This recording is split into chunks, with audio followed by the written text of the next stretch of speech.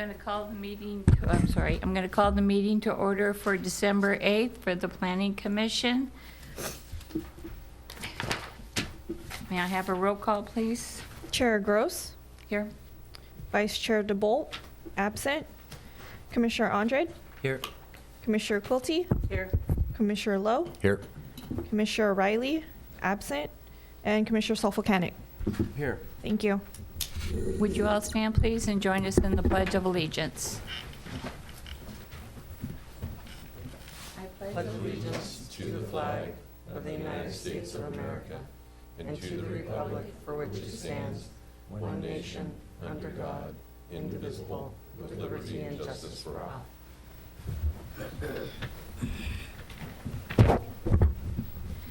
Okay, this time I'll open it up to oral communications for items that are not on the agenda for tonight. You may come forward. Please state your name and sign in.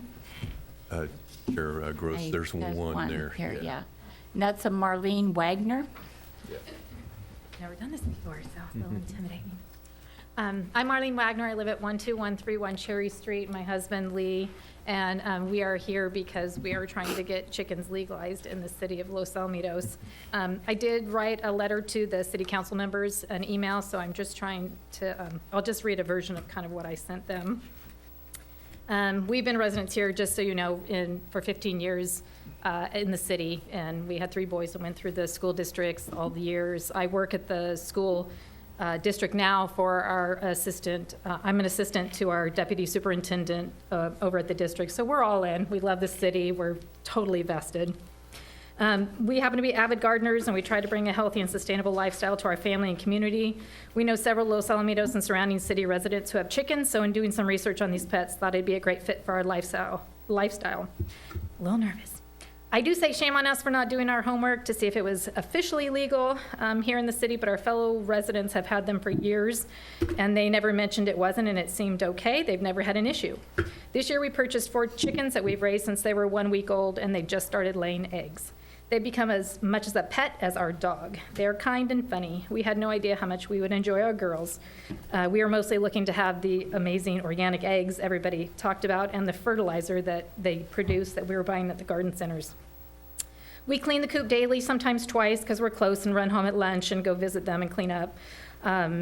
We have 0 problems with additional pests or flies. We live in the Highlands on Cherry Street, close to the base, so we've had possums, gopher invasions, raccoons, squirrels, rats, mice, you name it, since we've moved in, and nothing has changed in our yard. For the most part, the chickens only make noise for a very short time when they announce that they're having an egg. They're pretty happy about that, and we just have one girl that likes to do that. It's super short, and it's just kind of sweet. The barking dogs in our neighborhood bark much louder and longer than this announcement, and the kids playing in the pools surrounding our backyard are incredibly louder for a longer duration than this. The outdoor speaker that is mounted to our neighbors, it's just 10 feet away, blares music much louder than this for a long time. We would never complain about birds chirping, music playing, kids screaming in pools, or barking dogs, because we understand that we live in a city and that's what we expect and we like and we love our neighbors and life, and it just happens. So chickens, their nature, they're just birds singing and squawking naturally. We did our research. There are chatty chickens, and we did our research on quiet backyard chicken breeds for city folk, and those were the ones we purchased. Lately, I did some research. More than half the cities in Orange County allow residents to have chickens. They vary on their regulations. They range from 4 on up. Well, I guess you could have 1. They're kept 10 to 30 feet away from their neighbors. Ours is over 52 feet. We checked. Some charge a permit fee, and a couple allow roosters. I called 5 random cities just to check: Garden Grove, Irvine, Laguna Beach, Costa Mesa, Huntington Beach, to see how many complaints they receive.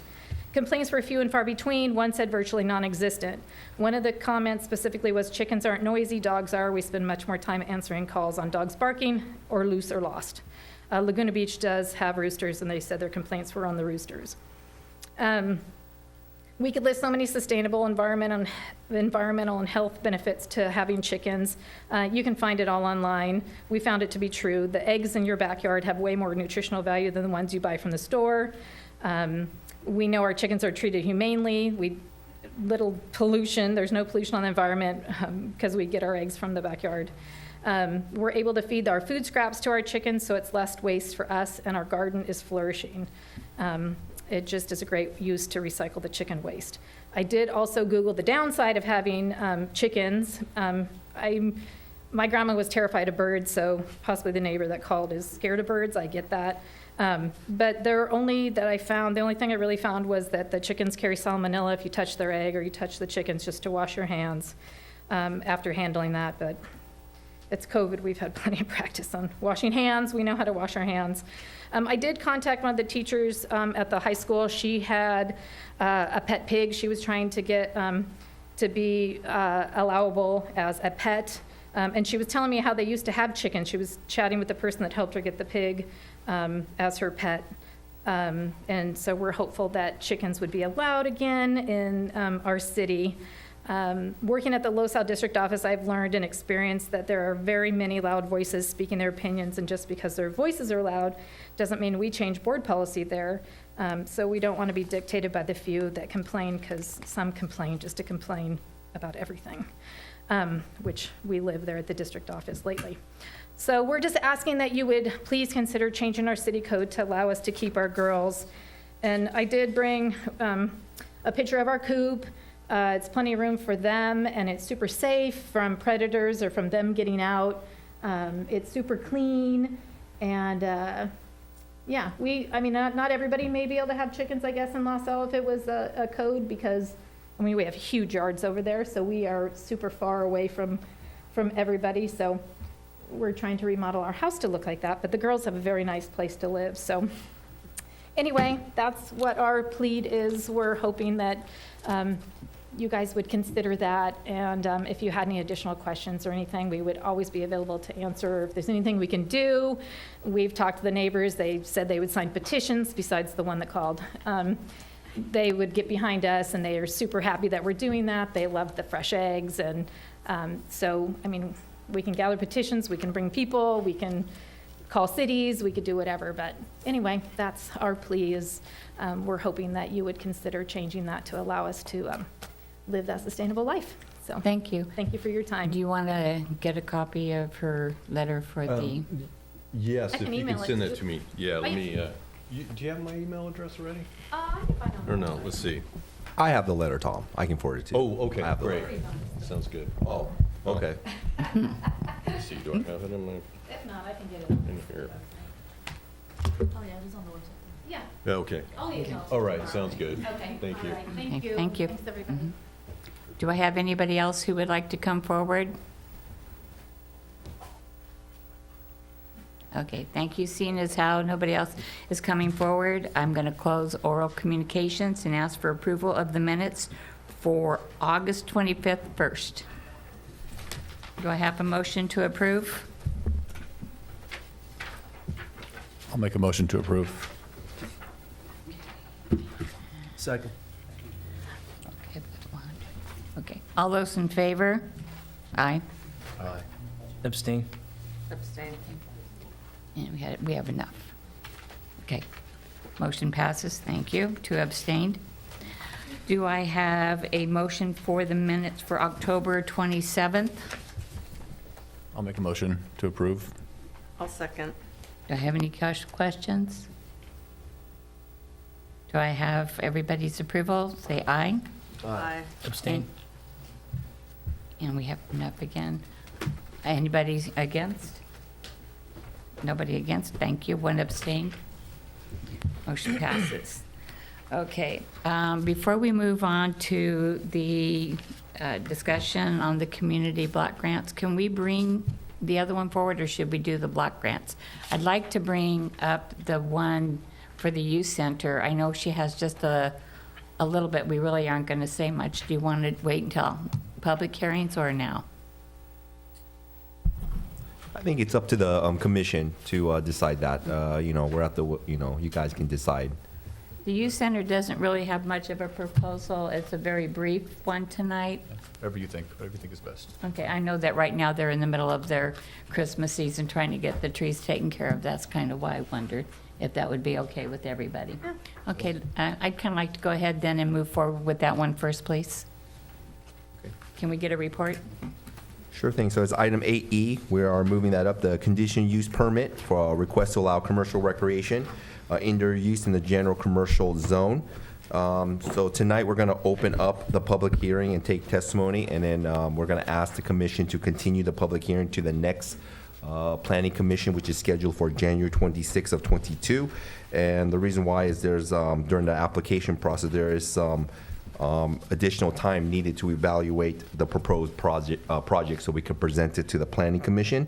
But basically, it's a commercial recreation. The youth center is requesting to move at the location right there, which is 10761 Los Alamitos Boulevard, and they're requesting a CUP. And again, I want to state that we need additional time to do some evaluation and some research on the property and the CUP.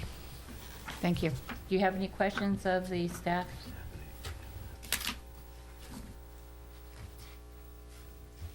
Do we want the applicant to go ahead and come forward and make any comments? You're welcome to come forward and make a comment if you would like. I just wanted to tell you, thank you guys for considering this conditional use permit. The youth center has been in this community since 1952, and we had a great long-term partnership with the city of Los Alamitos since 1972. We've been good partners in the city, and since our agreement is finishing up in 2023, the youth center was in need for a home, for a permanent home. So we hope that this humble building will give us good roots in the community and continue to serve our mission for many families here in Los Alamitos and surrounding communities. Thank you. Does anybody have questions of the applicant? No? Okay, thank you. Thank you. Seeing as there's no other further questions, do we just go ahead and keep it open on that end? That is correct. Okay, so we'll keep it open, and we're going to go ahead then and move on to our community block grants. Thank you. Chair, if I may, could I please ask for a vote to continue Okay, the public hearing to January 26th? Can I get a first and a second, please, for continuance? I'll make a motion to extend to January I'll second. 26. 26. I'll second it. All those in favor, say aye. Aye. Anybody opposed? Nope. Okay, thank you. Okay, we can go back now to the community block grants. All right, thank you, Chair. Again, good evening, Chair and members of the Planning Commission. So tonight, Orange County Community Resource Department requests that the city holds a community meeting to discuss the use and priority of what we call the Community Development Block Grant, or CDBG funds, with interested community members. So the Planning Commission is usually the conduit to provide an opportunity for interested parties to provide comment. So the CDBG monies are given out to cities usually on an annual basis, and the program provides federal funds to cities with population under 50,000 for programs that are targeted towards community development. In the past, you can see right here in the packet that you received that there's the types of project that is provided. It could be acquisition of real property, senior public facility improvement needs such as senior centers, street improvements, sidewalks, etc. So to ensure citizens' participation, the city has noticed tonight, and again, the Planning Commission is acting as a conduit. Again, the meeting is held to collect information regarding community needs, on where to utilize the CDBG funds and how to best distribute that to the community. And so tonight we are presenting two projects for the CDBG funding. So one, project A was a park renovation. It's removal and replacement of play equipment at Stearns Park, which is located at 3871 Farquhar Avenue, with an all-inclusive play structure. ADA repairs will also be done to the remainder of parks to meet ADA requirements. So a little background on that, I am aware is the Parks and Recreation Cultural Arts Commission did kind of like a master plan for all our parks and basically identified improvements at each of the park, and they want to make it kind of a wide-ranging type of park, since our city is basically only 2 square miles. So they identified Stern Parks as an all-inclusive. So just example, if you live in the College Park North area and you have a an ADA child, that you just only have to drive a mile and a mile and a half to an all-inclusive park. They have identified other parks as a teenage-type park, and so forth like that, okay? The second project is a street repair, again, removal and replacement of section of asphalt concrete grind. And the street that we're proposing is Reagan Street, which is from Green to Farquhar, and Howard Avenue from Reagan to Catella. Okay? Each project is roughly $350,000 total, and it also requires a city match. And again, we're opening it up for discussion and to see which project we would, the Planning Commission and the public would like to proceed. Thank you. Okay, thank you. Any questions? No questions of the staff? And how would you guys like to proceed?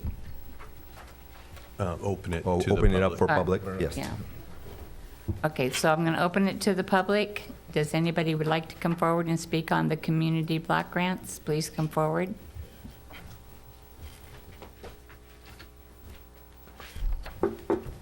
Hi, good evening. My name is Tricia Murphy. I'm a commissioner for the Parks Rec Commission, and I'm just going to be here on behalf of our commission to speak on why we believe that the funds from the grant should go towards improving and revitalizing the Stearns Park. I'm just going to read a couple of things I wrote. I appreciate that the Planning Commission is taking time to review the potential renovation of Stearns Park, utilizing the Community Development Block Grant. I strongly support the revitalization as it would substantially increase park use and the levels of physical activity both in short term and over multiple years. The beautification of Stearns Park will provide a place for children and families to connect with nature in an improved, safer, better lit, all-inclusive, and energy-efficient environment. The wellness benefits extend past physical health and strives to improve mental health. With the precarious year that our world has experienced, it is imperative that our close-knit community continue to strive for avenues that will encourage and nurture connectivity and fellowship. So, thank you. Thank you. Would anybody else like to come forward? Okay, seeing as nobody's come forward, I'm going to bring it back up here. Does anybody have any comments? Or suggestions of. Yeah, or of suggestions. Ones that, alternates, if you are interested in that too. Are these, basically we're asking, are these good suggestions for the city council? And if you have more, let us know, so. From my standpoint, I like the idea of this type of park, but then it's a little biased because I have family that does have disabilities and I know what it's like for them. So it's nice to know that our community looks at something like this.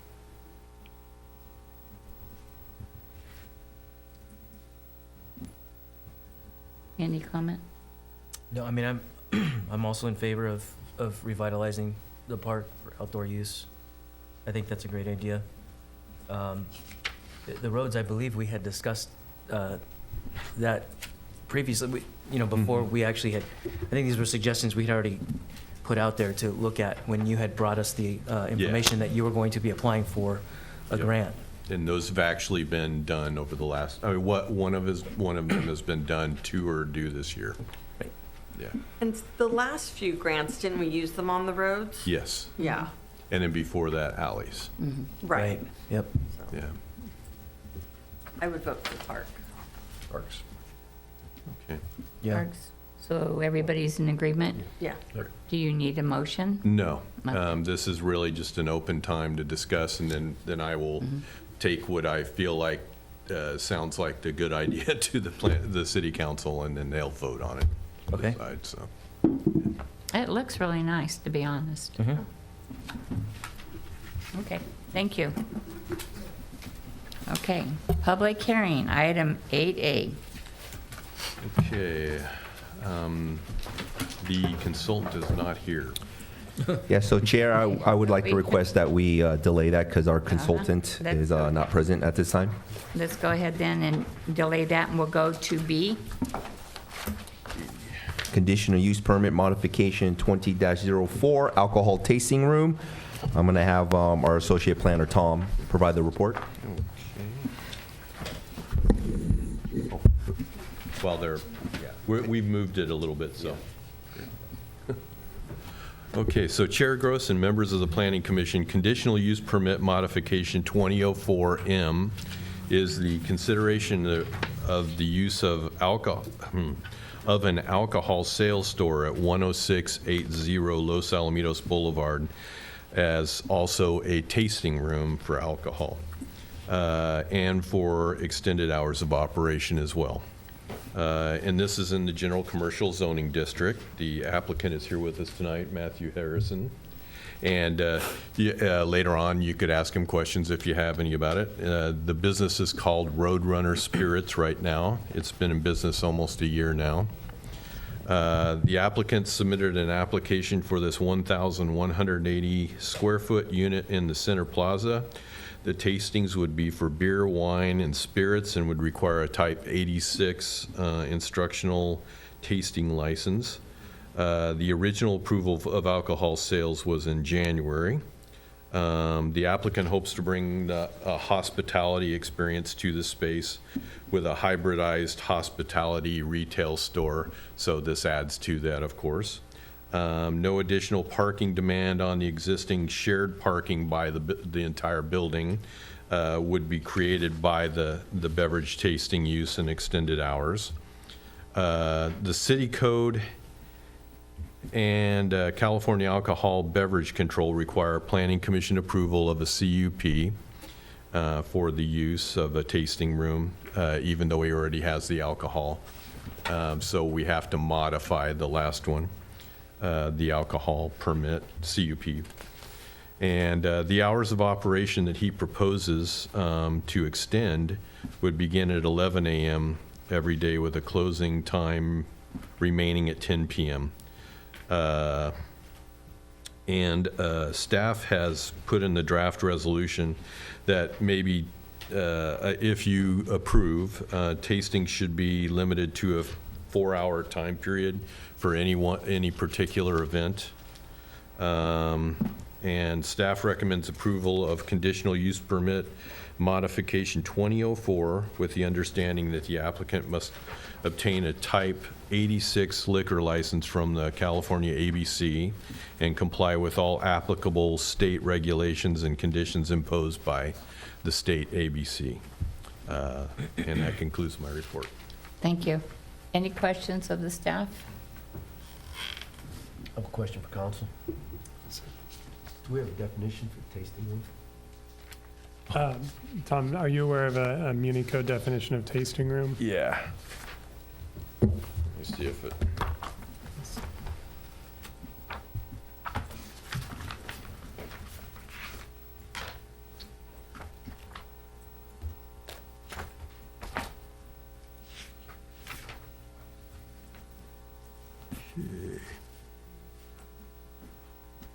This may take a minute.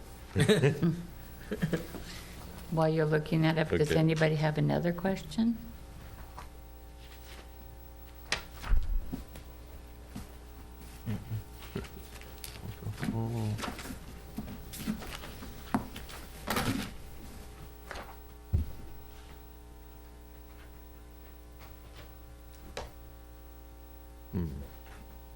I am not finding it.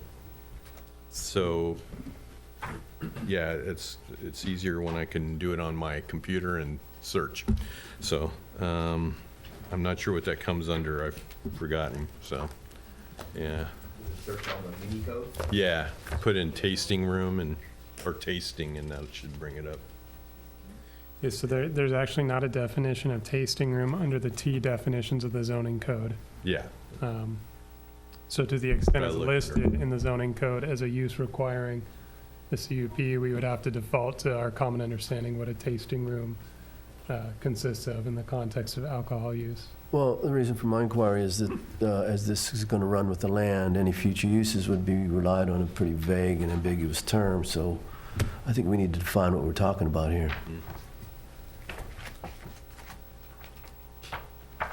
Michael, could we make a definition of what our understanding is for the resolution?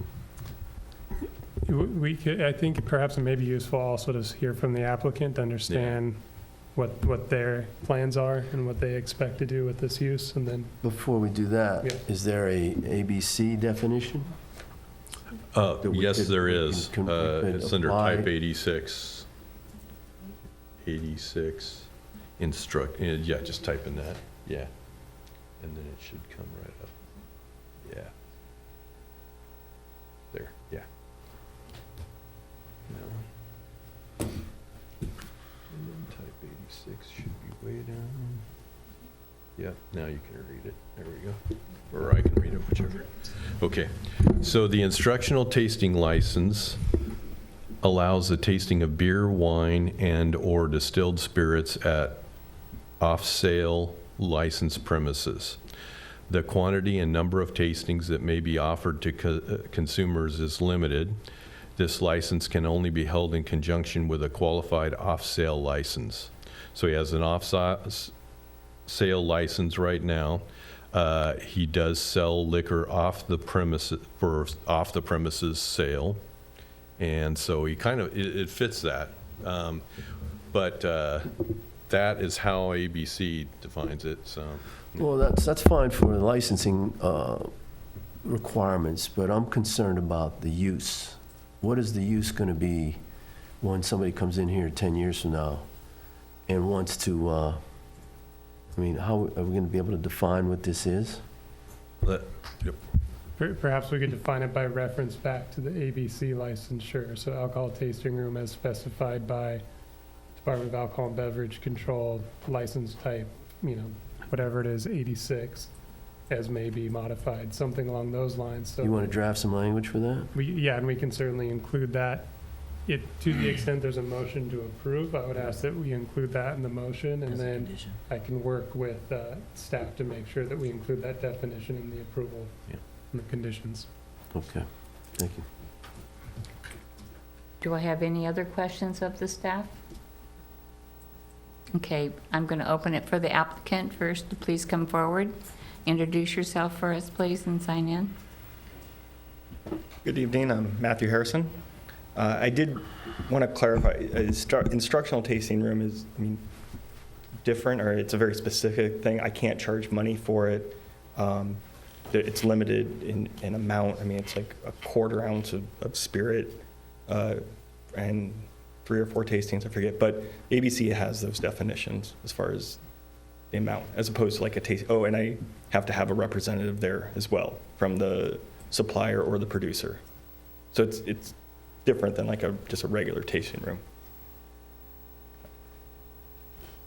That's helpful. Maybe we actually add the word instructional tasting, which I saw, actually in the I saw it in resolution. there, but as defined by, because it sounds like there may be some additional rules by the ABC on an instructional tasting room versus a regular tasting room. Right. Yeah.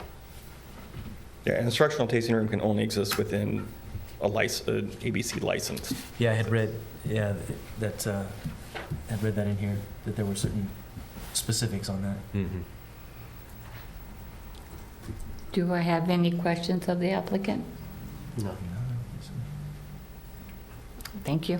Thank you. Do I have anybody else who would like to come forward on this matter? Okay, I'm going to bring it back up to the dais. Do I have any comments or questions?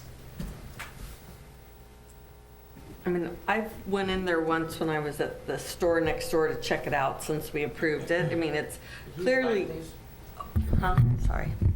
It's clearly, a higher end.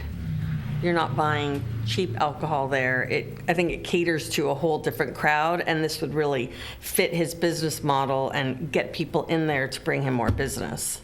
Yeah, I'm not worried about him. I'm worried about if we It runs with expand the use, we need to be able to limit that in the future to what we intend Right. to do tonight. Which I think with that verbiage would do that. Hopefully. Do I have any other questions or comments? Do I have a motion? I'll make a motion to approve with the added language and definition. Do I have a I'll second? second with the, again, with the additional language. Can we just go ahead and do a roll call vote, please? Yeah, for approval? Yeah. We have a first and a second. Hmm? We can do a group one. Okay. Do I have approval with everybody? Say aye. Aye. Does anybody oppose? Motion passes. Good luck. Would you like to go back to the, Okay, they're ready. to the town center mixed use? Is that going to be lengthy? All right, Seems like it's gonna be- I will be providing that report. All right, so the Town Center Mixed-Use Strategic Plan consideration, we have our consultant, Mr. Alan Loomis here, who will take us through it. But basically, background, over the past year, the City Town Center Mixed-Use Team has worked on creating a strategic plan that will establish a scenario to increase economic development, attract businesses, provide developers an easier path for projects, and to address the city's regional housing need assessment, or RHNA numbers. The Town Center Mixed Use is, again, attached to the map that you've received in your packet. And so I want to point out that during the past year, we've done a lot of outreach to get some stakeholder engagement. That includes online surveys for property owners within the Town Center Mixed Use Zone, online survey for planning commissioners. We did one-on-one interviews with city council members. We had virtual stakeholder meetings. We came to the planning commission a few times. And then during that whole stakeholder engagement and feedback that there was a clear shared vision, and some of that was included in the town center plan is integrating the town center with schools, community destination, and employment center, invest in bikes and pedestrian safety and infrastructure, promote a sense of community with high-quality gathering spaces, create a destination for young people, families, and seniors, and of course, to provide appropriate parking facilities and management. Also embedded in the town center strategic plan is some common elements that for implementation and recommended strategy. Again, Mr. Loomis might be able to kind of explain if the commission wants more clarification, but it's to mark the town center, reimagine Pine Street, build a mixed-use court, create a place to gather, consider parking, promote housing, and connect to neighborhoods. So at the, I believe it's the August 25th meeting, we did come in with a draft version of the strategic plan. And at that time, there was some comments on some revisions. And so the team went back and revised it. And if I'm not correct, Mr. Loomis is going to kind of just highlight the changes. And so that's the end of the report. And I'm going to kick it off to Mr. Loomis. Thank you. All right. Thank you, Mr. Noda. Please bring out the presentation. All right. Okay, I see it coming up on the screen. Well, it's a pleasure to be back in front of you this evening. So it's nice to see you again. As Mr. Noda indicated, we presented a draft version of this plan to you. It was either August or September. I believe it was actually in September. The document was dated in August, but we were here in September, presented the draft version of the strategic plan to you, took in some comments and feedback, and are back to you with the final version. So tonight, the request is to ask you to officially endorse the plan and vote to move it forward to City Council. And so this is the final version. So some of the highlights of this version, this is the cover of the document that was in your packet. And in comparison, make sure. Is it on the green? It's on green. Can you just click it forward for me, Tom? Yeah. Dead battery, maybe. I'll just say next, if you don't mind, Tom.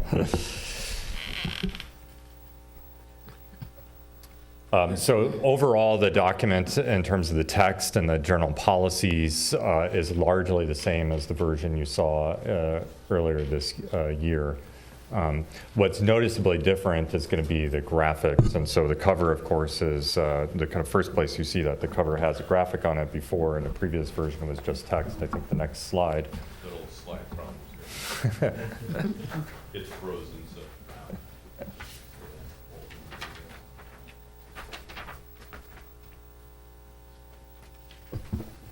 Always the case. Well, the next slide, as it comes up, will show you the cover as it was in the version you saw in September.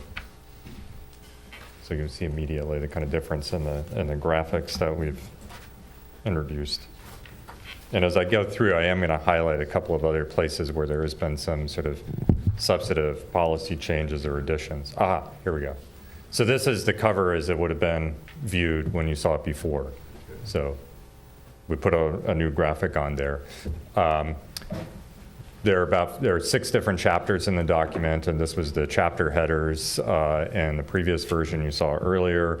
And the revised version you have in front of you tonight, there's this graphic embellishment, but the text is all the same. We've just kind of updated the graphics. And to a large extent, this update on the graphics has been to make a really compelling document. One of the directions we got from city staff was they would like this to be a sales document for the town center. So upping the graphic quality and making something that looks almost like a marketing brochure is very helpful for city staff in terms of their ability to put this in front of a developer and say, this is our vision, we're a quality city, you should come invest here. So this enhancement of the graphics is to help answer that question from city staff. So this is another example. This page in the introduction expresses the shared vision and goals that had emerged out of some of the outreach, is kind of a distillation of the outreach. This is the way it looked in September. This is the way it looks in the current document. So instead of just relying on photographs, we've kind of introduced some of these kind of like infographic icons. As I said, the text and the implications, what it says is the same as what you saw in September, but graphically it's just a little bit more engaging and more infographic oriented. One of the other big changes is in the September version, we had a placeholder for a graphic that we now have as aerial kind of bird's eye view, perspective view that's kind of into the document now, showing what we call an illustrative vision of what the town center is. So this is not a plan per se, but it's an illustration of some of the development possibilities. So you can begin to imagine yourself in a series of different spaces with different kinds of buildings, different architecture, some existing, some new, in terms of what the town center might ultimately look like in one possible build-out scenario. So again, graphic change, this is the mark the town center. The idea is one of the first strategies we put forward about marking the town center of the intersection of Los Alamitos Boulevard and Catella Avenue, like that intersection with like signature palm trees or sort of like Canary Island pines or some sort of signature trees, so that as people are driving down these endless boulevards, they sort of like, if they just happen to drive through Los Alamitos, they're like, wow, that looks different. There's something there. So it's kind of an early action that the city can undertake. And so same graphic, but a little bit different presentation in terms of the visual display, and this kind of, again, kind of an infographic icon to help tie some of those concepts together. So it's, most of the changes in the document are in this kind of graphic quality direction. Now, one of them where we do have a substantive policy change is on this discussion about allowing ground floor residential on either Los Alamitos Boulevard or Catella Avenue. In the previous version we saw in September, we suggested that the city should consider that. This is in contrast to your current policy where you really emphasize commercial uses on in your mixed use district for the ground floors. So we had said, think about entertain ground floor residential, and as an alternative, think about live work. So there was some pushback on that concept in terms of losing the possibility for sales tax generating commercial uses. And so in the current version, this is the page out of the current version, it's page 47, I believe, we flipped that. So now we're saying as an alternative to ground floor residential, consider, go to live work first and only then kind of think about doing ground floor residential. The advantage of live work is that it is residential in a certain respect, but it can also serve that kind of it can serve the commercial purpose. So live work spaces might eventually turn into just work spaces if the business is really successful. Of course, they could also just be live, but live work is a kind of better substitute for commercial ground floor commercial. And one of the reasons we're suggesting this particular change has to do with the real estate market in terms of commercial, ground floor commercial and retail. Of course, nobody knows what the retail market's going to do in the coming years. The retailers have taken a hammering with the pandemic, and retailers everywhere are shrinking.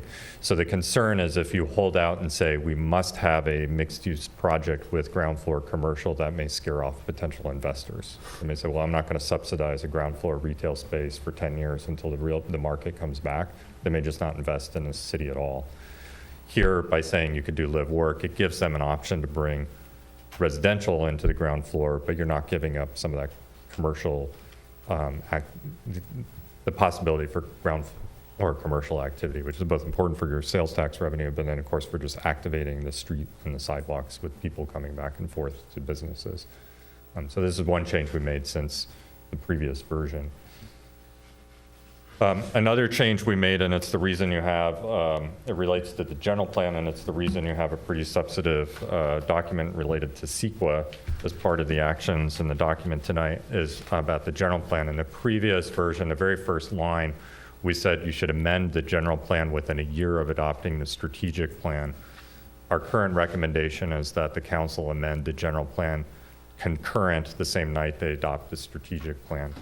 And the key change here is that currently your mixed-use zone and your mixed-use land district, which are cover the same roughly 19 acres in the town center, are limited to 30 units an acre. We're recommending that you increase that to 60 units an acre, but that you impose a development cap within the town center of 588 units of total throughout the town center.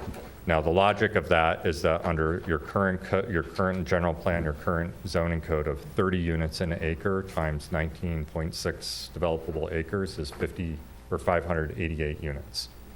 So currently, you could build 588 units under your current zoning standards in the town center mixed use. So we're saying increase the allowable density per property to 60 units an acre, but with this overall development cap. So you're really not changing the overall development potential at this point of the town center. You're just changing the development potential of an individual property, if that makes sense. And so one of the reasons we did this is it gave us a clear pathway despite the sort of the heft of the CEQA document. The CEQA document, which is an addendum to the environmental impact report that was produced when the general plan was adopted, that set this 30 unit an acre threshold on the mixed use zoning standards and land use designations. By maintaining this, by putting in this development cap, we basically have gone through, our environmental team has analyzed this and said, essentially the impact of increasing the zoning capacity or the development capacity from 30 units to an acre to 60 units an acre, but with this overall development cap, is the same possible impacts as was analyzed under the general plan, where all the properties could be developed at 30 units an acre. So very long document that substantiates that statement that says we don't see any new impacts that weren't already disclosed when you did your general plan EIR in 2015. And so there's an addendum to the EIR to sort of acknowledge this increase. So so anyways, I just need to point that out, that that's one of the recommended actions that you'd be pushing or moving forward to the council if you take action tonight, is to recommend they adopt that particular change and amendment to the general plan. It turns out it amends literally 2 cells and 1 table in your overall general plan to make that change. It also implies that your staff would then have to institute a monitoring program, so they make sure you never get so many units that you go over 588 units. And I think that's probably feasible. I have a feeling Tom can probably keep all the development numbers for the town center in his head. From the years of working with him now, that he's got a pretty good handle on what's happening in the town center. And at any event, the scenarios that we've presented and the illustrative images and et cetera are at the max maybe like 400, 450 units. So even in a kind of pretty aggressive build out scenario that we've shown in our illustrations, you're well under that 588 unit threshold. So I think you're many years away from potentially crossing that line. Question. A question. Do you want me to just let you go and then come I back? have, yeah, if you don't mind, because I think I have 2 more slides to Right. finish up. So under the recommended regulatory amendments, the general plan amendment, we speak to that 30 units to 60 units an acre change on the general plan. And then finally, the last thing we've included that's different from what you saw previously is previously we just quoted your town center mixed-use zoning standards. And this version, we've done some red line strike-throughs as potential recommended changes to those zoning standards, so that when you get to the point where you're amending the zoning code for this district, these are some recommendations of specific language changes to make that would help, that we think would implement the overall strategic plan we're presenting. That being said, you are not being asked to adopt the zoning code tonight. That would obviously be a separate action. You'd have an opportunity to kind of review that, chew that over, provide more detailed feedback. But we're providing a recommendation to make some suggestions as to where that could go in the future. So you can see a few little changes there. Here's some changes on the table as it relates to land use, density, some setbacks on some of the primary streets we talk about. And then finally, big chunk of text that we added related to the design of ground floor stoops. So this is the case if residential were to go on the boulevards and the avenue, what would be the design standards, possible design standards that they would be built to, as well as also courtyards, plazas, and paseos comes up on another, as you keep reading this through. So we're making some recommendations. Your current municipal code doesn't have standards related to those uses, but they are a kind of key component of the town center strategic plan. So we're making some suggestions that when you get to adopting a zoning code amendment to implement this, what some of that language might look like. And I think that is the conclusion of my presentation, and so I'd be happy to entertain questions. Thank you. You had some questions? Oh, yeah, yes, I do. Couple. I'm going to ask you to go over that density, increasing double the density and still maintain the 588 unit. I'm going to ask that. Well, that's part of, I'd like an explanation and maybe point to the language of the graphs that you were referring to. And then secondly, with the stoops, because we are permitting now ground floor residential, that's when the stoop language came in because of that, and is that going to impede or reduce the pedestrian travel area on the sidewalks because now we have stoops? Can you kind of expand on all the? Yeah. I'd like you to expand on all the red language. Yeah, I'd be happy to, with the caveat that, of course, you're not adopting that red language as a zoning code language tonight. Suggestions that you could come back to at a later date. Let me speak to the density issues. So, as I said, right now, your current land use, mixed-use land use designation, which is in your general plan, and the town center mixed-use zoning district, which is in the municipal code and on your zoning map, they cover the same 19.5 acres. So that's why we get a little confused. But both of them say that the max density is 30 units an acre for residential in that mixed-use designation. We are suggesting that you increase that to 60 units an acre. So any individual property could now develop from, and currently could develop up to 30 units an acre with this general plan amendment, and then the subsequent code amendment would be able to develop up to 60 units an acre. Why? 30 units an acre is really, is probably not at a threshold that somebody would actually develop mixed use. But do we have to double it? You can double it to 60 units an acre, and we did some earlier studies on this that we shared with the commission previously, and you're still building a 4-story building, which is what your current height threshold is. So we think that it's totally feasible that somebody could build at 60 units an acre. They could build a 4-story building, which is within the current regulations.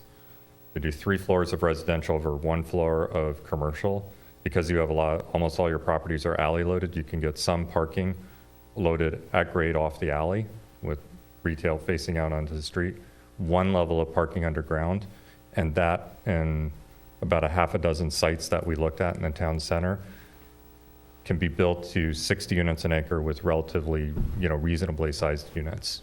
was, when we were at 30 units an acre, were they contemplating underground parking at that density? I don't think somebody would, no. So now that we're doubling it, we're talking underground parking. If they're going to be completely self-parked on site, that's one particular scenario. Now, there's some sites in the town center that are quite large where there's probably options to do above-grade parking structures that then could be integrated into kind of a larger development project. But in terms of the sites that we looked at where we assumed parking, and I have to say, we assumed at the max only one level of underground parking. I don't think you're at a market where somebody's going to dig 2 or 3 floors underground for parking. So we said that was a threshold. And to a certain extent, what we ended up doing is your parking count of 2 cars per unit and a certain ratio for the code ratio for retail commercial parking. That really set the density. But we found that within 4 stories, which is your current height limit, you could easily, in almost every site we looked at, get 60 units an acre without much trouble if you walked in the door with that assumption. So one of the reasons to entertain that 60 unit an acre is that 30 units an acre, you're probably not building a mixed use project. There are very, very few mixed use projects you'll see in the region at 30 units an acre. 20 units an acre is, or a little bit under 20 units an acre, is the 3-story townhome projects that you see, and I know there's some up the street. So that's where you have, basically the first floor is all parking garage, is a garage, and then you've got 2 floors of residential above. And it's typically done as a condo because the parking is directly below. That's around 20 units an acre. So if you say you want mixed use at 30 units an acre, the developer is probably not going to get the development yield to go up to do a mixed use project. They'll probably try and do the 20 unit acre project. And so one of the motivations of the town center plan was to sort of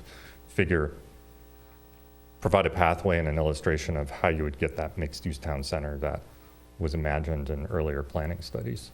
So that's kind of the key reason to entertain going up to 60 units an acre for any individual site. As I said, the other key component to that is that when the general plan gets amended, you would say 60 units an acre, but no more than 588 units total within the town center mixed use district. So you maintain that 30 unit, the threshold that's already existing. 588 is where we're at now.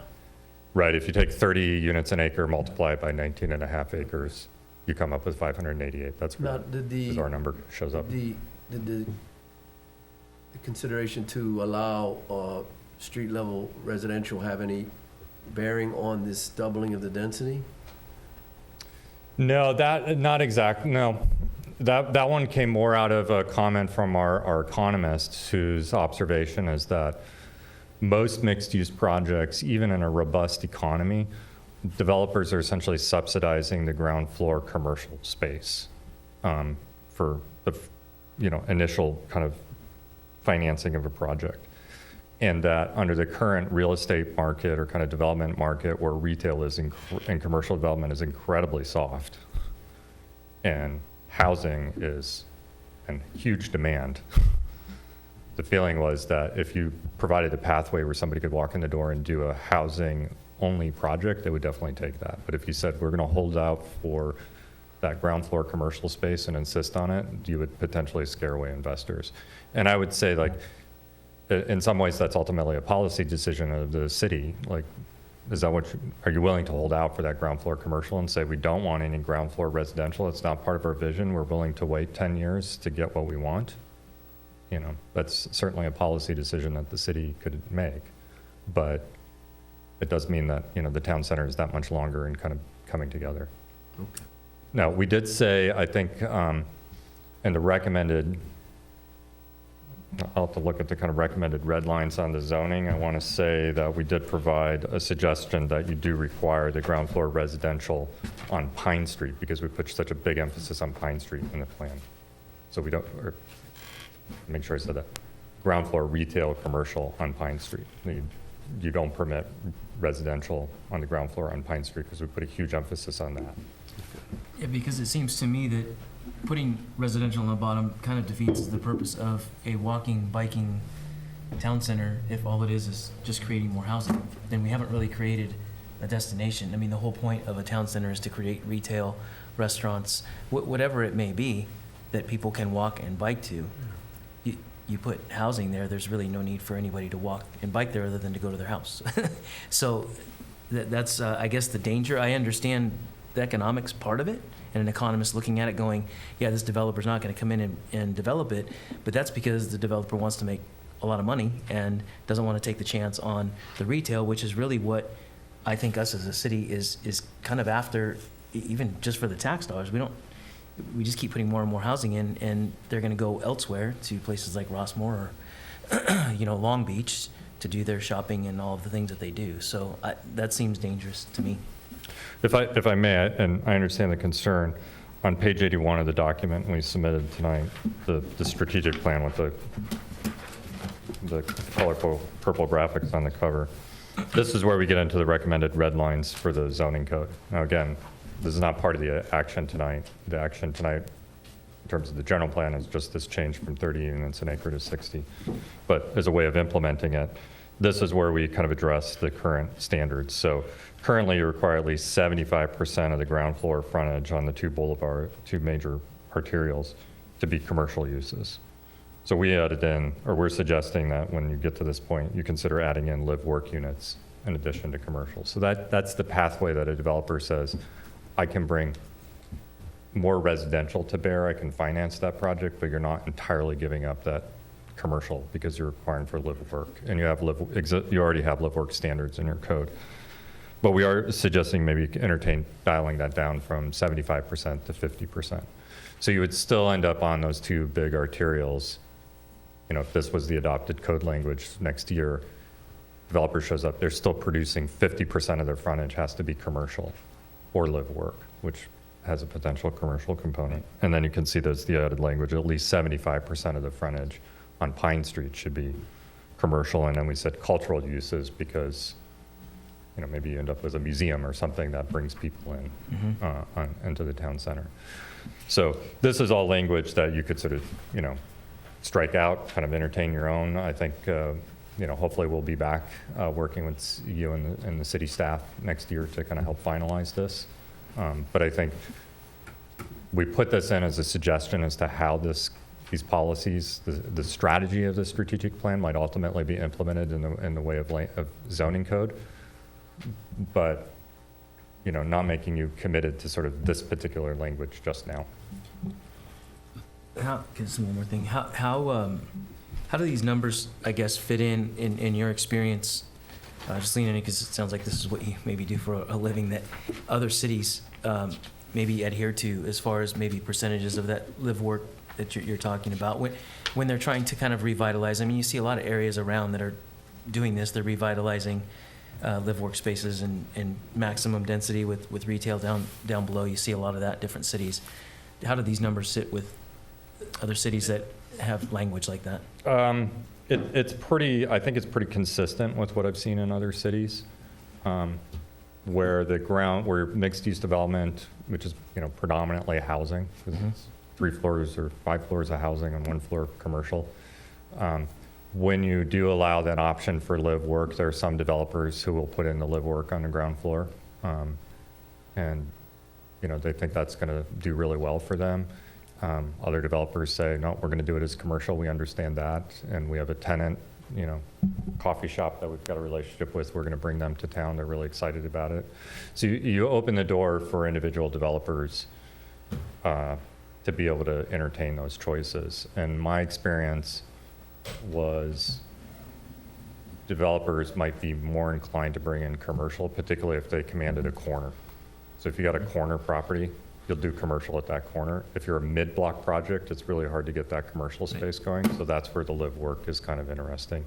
And I would say one of the things that's still to be explored, but why live work I think is somewhat compelling is we keep hearing about the Great Resignation and how many people are leaving their kind of employers to start their own businesses. So it's possible that live work is like the popularity of it is an option for entrepreneurs really increases in the coming years now. Again, to be seen what happens. Right. The Great Resignation, I've also heard maybe just the Great Retirement. There's some of that. Thank you. Thanks. Follow up. When you say units, you're talking residential units? Correct. Okay, so this doesn't take into effect commercial, or does that take into effect work-live units? Is that kind of residential?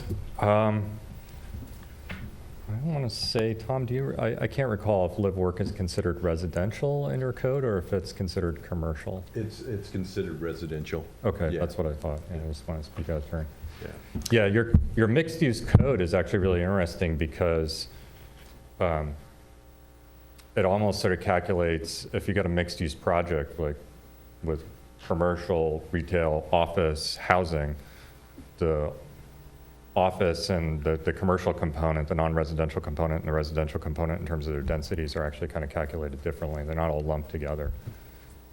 So it's really kind of designed to encourage a full mixed-use project where you have housing, office, and retail, ground floor retail. If a developer was trying to maximize the potential of your current code, that's what they would probably bring to the table. It's just, that hyper mixed-use project at 30 units an acre and 4 stories just isn't going to make a lot of financial sense. So I think that's why you haven't seen it. But Yeah, I'm concerned, I share Commissioner's thoughts about this. My vision was to allow people to live in the area and shop in the area and have coffee shops and pizzas and retail and whatever, so they didn't have to travel, they could live there, as opposed to just creating more housing. I don't think that's what, at least myself, that's not what I had a vision of. And then I'm looking at the stoops, and it says if we put ground level residential, well, now we're gonna have to have stoops, which it's gonna, in my vision, it's gonna obstruct the visual of this, of this plane, of this street, of this sidewalk, because you're gonna have stoops 36 inches high. They can have awnings and flower arrangements, and that's not the vision I think, Okay. at least that I had. I had more of a, you live on the second floor, you live, work on the second floor, first floor is commercial. I didn't really envision, and then when you have ground level residential with you have stoops, and then you have all the things that go with residential living, tricycles, bicycles, this and that. I don't think that's what. That's not the vision I had. Okay. So, well, let me speak to kind of in the suggested code language. A couple of things. One, we're suggesting some pretty significant setbacks on Los Alamitos Boulevard and Catella. So you get very wide sidewalks. So the stoops are behind that setback. So you still maintain that kind of broad sidewalk. The stoops aren't really going to intrude in that much into that visual field as you were suggesting. One of the reasons we thought we should provide some language for stoops is that if you are going to allow ground floor residential on those 2 boulevards, in contrast to your current policy, you probably don't want to have residential like right at the sidewalk of those busy boulevards. That's not going to be a very livable situation. And so part of the logic of providing some standards for stoops is so that if it is permitted, those spaces are still pleasant to live in. So that's one of the reasons to provide that sort of recommended language. All that being said, those specific amendments and suggestions, not part of the official action or kind of amendments you would change. So as I said, you could certainly entertain that. The strategic plan policy says go to live work first if you can't get retail and commercial on the ground floor. Consider ground floor residential on those on the 2 arterials as an alternative. If you take action tonight, you're not committing to those specific changes relative to allowing ground floor residential on those streets. The current code would still stand, which prohibits that, basically. So, when you come back, when city staff brings back the zoning code amendments, you would have a chance to sort of revisit that discussion. But so the action tonight is basically on the density from 30 to 60. that's one of the actions related to the general plan amendment comes concurrent with the big document that says general plan EIR. This is an addendum that substantiates that change is not any different than what you already analyzed under your general plan EIR when that was adopted. And that otherwise you're adopting this overall strategic vision. It does come with the follow-up implementation actions so that if the council were to adopt it, city staff then would have effectively the authorization to come back, when we say within a year, of bringing back these code amendments that are recommended that we were just discussing. So that would be a follow-up action, but the council adopts the strategic plan, staff would have the authorization to move forward and bring those code amendments to you, develop them and bring them forward. I was wondering whether I can I interject at Please. this point? Okay. So, first of all, this is something that you can change tonight. You can say, we don't want that, if you want to change that. We, of course, would have to go back and change things, but that's your prerogative to do. The second thing is that that not everything is on the boulevards. Some of the housing faces side streets and things Correct. like that, and those areas would be good for these stoop type things. They don't have to necessarily be on Los Al Boulevard or Catella. And I don't know if you've probably seen a lot of mixed-use projects go up around this area, and you'll notice that the downstairs, the retail is completely empty, is what he's trying to say. And we don't want to build buildings like that have empty spaces down on the bottom. That'll just make it a worse situation in the long run with crime and things like that, with no eyes on the street looking and making sure things are safe around there.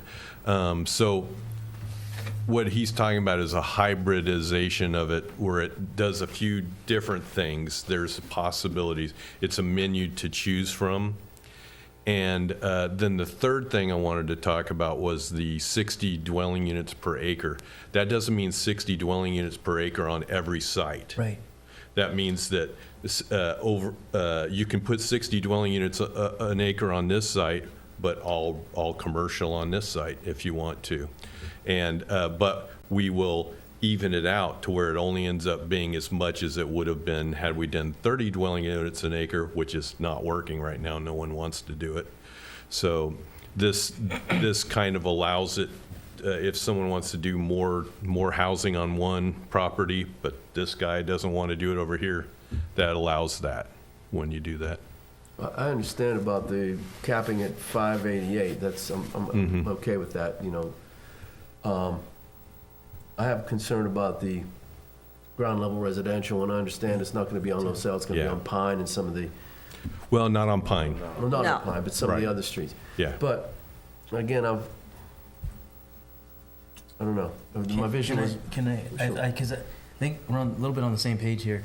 And I think what's a little concerning to me is we look at our city as a whole. It's pretty small. So now you're taking an even smaller piece of that pie and trying to revitalize it into a community driven area. So the concern, I think, is that we have some pretty dense housing situations as it is right now. We know parking is an issue. We know, the density that we have is an issue. I'm with you. I don't mind the 60 per with a cap, because that's all the same. That's just a developer being able to, maximize the investment there. But if we are in fact trying to find an area that people want to come to and not leave our city,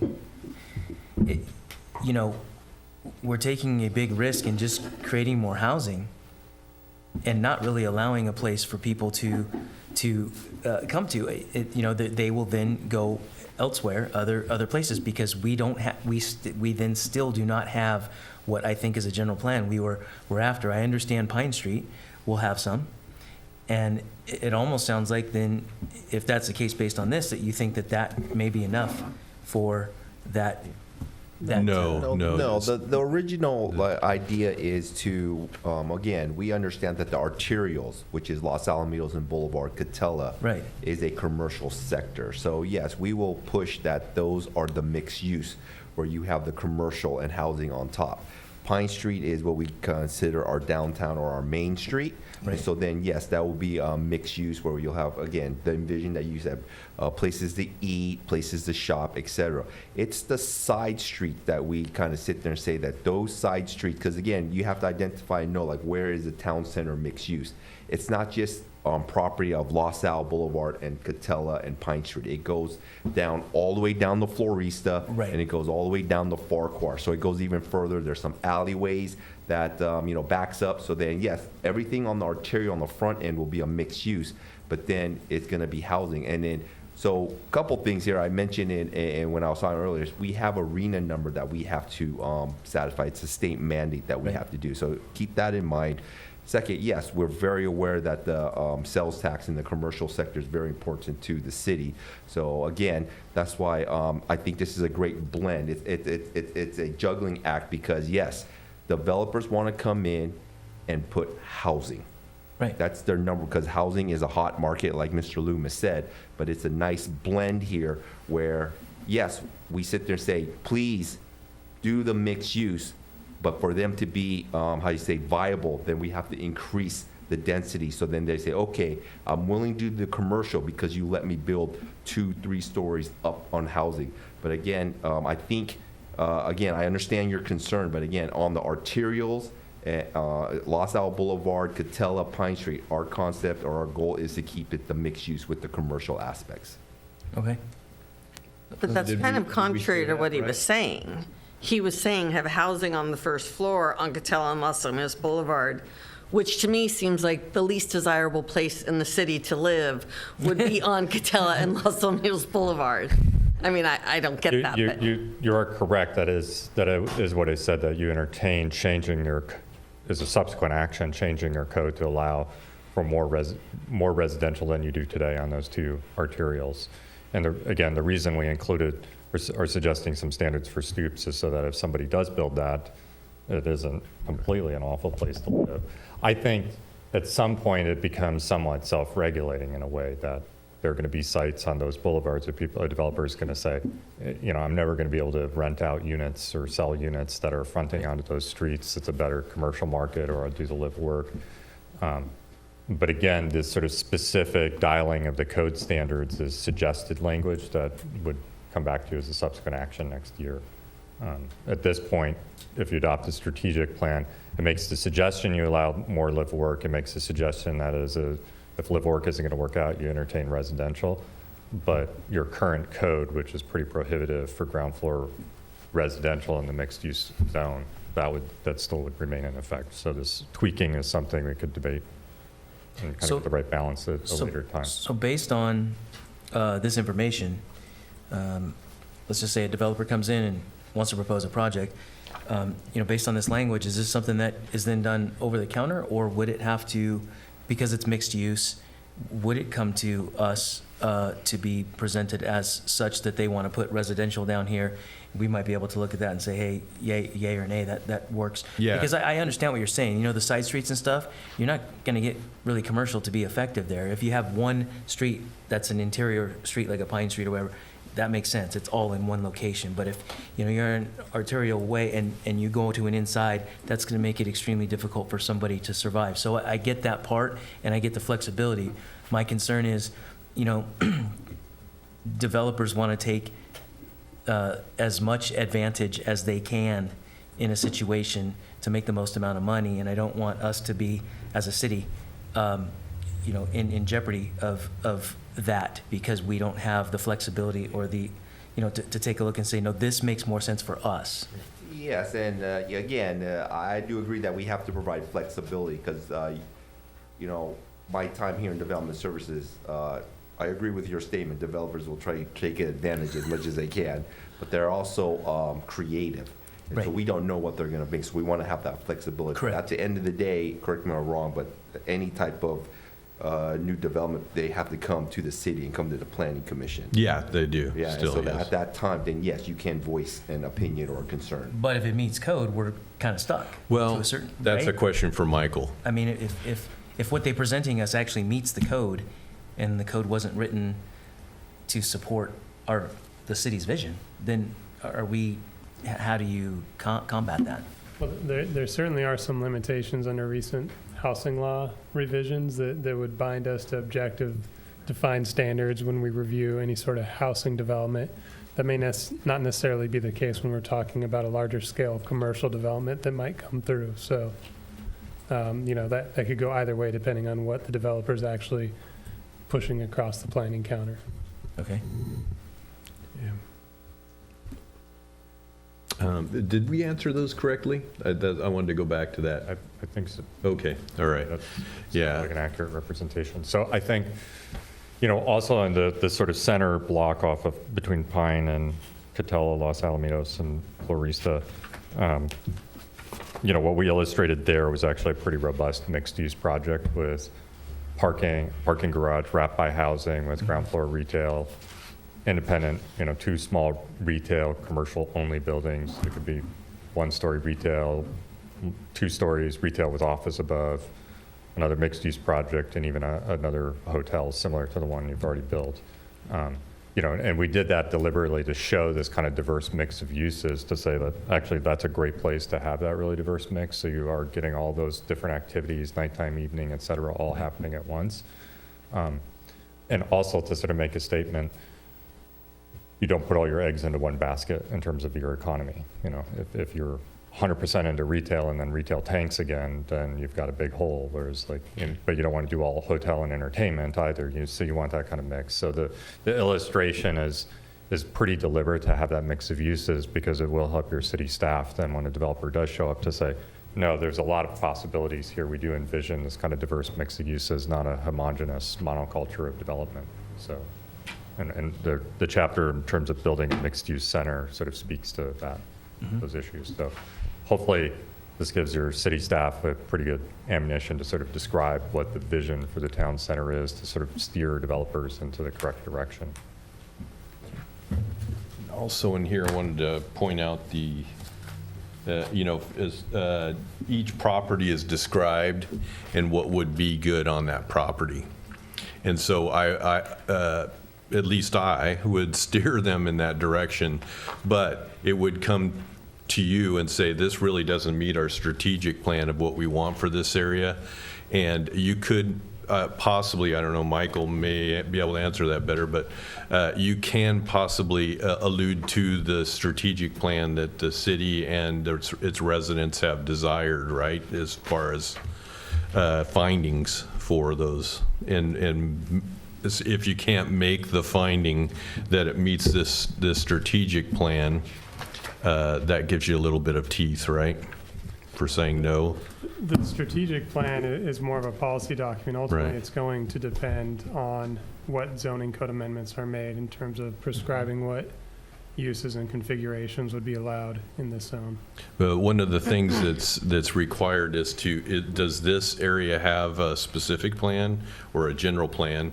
And in the findings, the very first finding is that, and in that we can allude to, this does not meet what the vision for this area is. Well, Or not. this is not a specific plan, so. Yeah, okay. If we're trying to tie directly into the strategic plan, we'd have to look at, I guess, options to sort of incorporate that into the code Into required the code, findings. yeah, okay. Yeah, so it's difficult. We can't even tell people what color really to paint anything. I mean, just things that people think we have the ability to do, we really don't have a lot of teeth for. But things in here, if you feel like, you see something like the stoops, if you don't want stoops, that's okay. But, on a side street like on Green, which is right next to Los Al Boulevard, if someone builds residential, we don't necessarily want them to build their front door right on the sidewalk. We would like a stoop there, is what it's kind of. I mean, just as an example, as far as color is concerned, I think we do, to a certain degree, have not the ability to tell them exactly what color to paint it, but the hotel's a perfect example. Yeah. Where we said it didn't really fit in with what its surroundings were to blend in with everything else. We didn't tell them what color, but we just said, hey, can you come back with a different palette Right. and see if it fits better? Yeah. And it worked. And I think it looks great, actually. It's a really nice piece to the city. So, Yeah. So I mean, I think there is some wiggle room in some different ways. I think the concern, at least for me, is just getting locked in to, once again, not being able to get that retail in. But I think you did, one of the things that you said, and I tend to agree with you on that, is that sometimes the market dictates how things will go, in that somebody's probably not going to build a house on Catella or LaSalle facing, because it just doesn't make sense, location, location, location. So there's probably some of that there. And so I think it just in looking at making sure that we're protected in getting a place that people are proud of and want to come to and want to support. In a way, having 60, per acre is in a way great, because if we're trying to do an area that's easy for walking and biking, and there's a type of client that's what they prefer to do. They prefer to live in a place where they can get out of their apartment, go walk and grab a few groceries, go walk and do this and get the dry cleaning done, do these things without having to hop in a car and go. So having that density, 660 units per acre, and then having the businesses that support everybody's everyday living is something that could be really successful, and I've seen in other areas. So I think that's what we're all after, but I'm just not exactly sure how to completely keep it in that lane. I'm not sure. I mean, I guess what you're saying right now is that obviously none of this is, with the exception of the 60 and a couple other items, is really what we're voting on tonight. So I suspect it can be revisited at some point. It can also be continued if you feel like you are making too quick of a decision tonight. Right. Yeah. I'd like to talk about something that Larry was alluding to, where with some of the changes in the code, if they get more vague, it does limit us, because I remember when the townhouses and the apartments went up, I think most of us thought it was too dense for the area with all the traffic and the lack of parking over there, but there was nothing we could do. Mm-hmm. It was what the zoning was, right. And whether you liked it or not, it was built. Right. So that's what makes me a little leery about having the zoning be broader, I guess. I mean, if I may, one of the advantages this document, if it's adopted, does provide you is right now all you have is your zoning for the mixed-use center to describe what your vision is. Right. But, and that's pretty open-ended.